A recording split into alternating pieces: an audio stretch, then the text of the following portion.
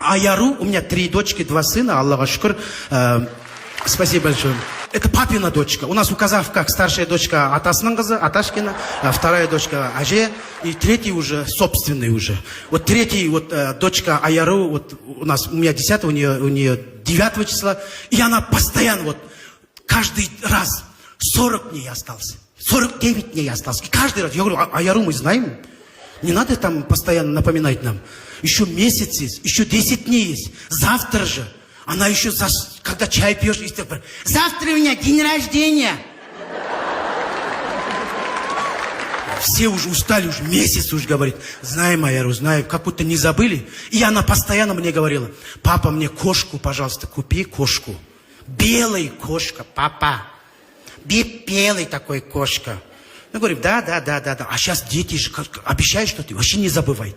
Раньше мы утром что-то говорили, вечером забыли же постоянно. А сейчас не забывает вообще. Ты же мне обещал, папа. Хорошо. Не свинья же, кошка, что там, ничего страшного. Дома можно же там держать. И потом объявление смотрю, у нас в Астане, оказывается, есть Светлана Сергеевна. Но кошка, собака же обычно же Светлана Сергеевна же продает.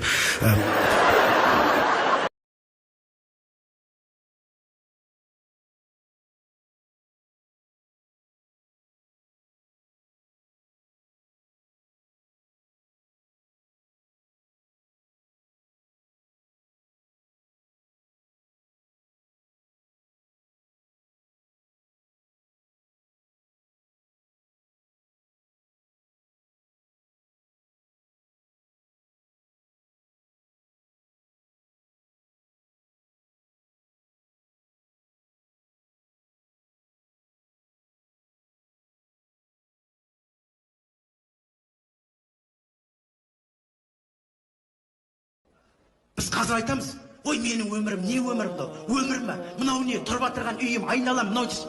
Мына хадисте де айтылады. Бір адам жаңағыдай, мынау өмір ме? Мынау не өмір десе, мынаны қанағат қылмай тұр ма? Мен саған нағыз жаман өмірді көрсетейін деп 2 есе төмен қылып береді екен. Нағыз жаман өмірді. Ал егер Аллаға шүкір, керемет. Тар бөлме болса, тар бөлме болсын. Шүкір айту, достарым бар, ағайым бар, ұл қызым бар. Bir nesi bolar, men bayım, menen artık adam yok düşün. Mınanı baylık deyip durma, men sağan baylıktın kökesini көрсетейін деп 2 есе kılıp beredi eкен.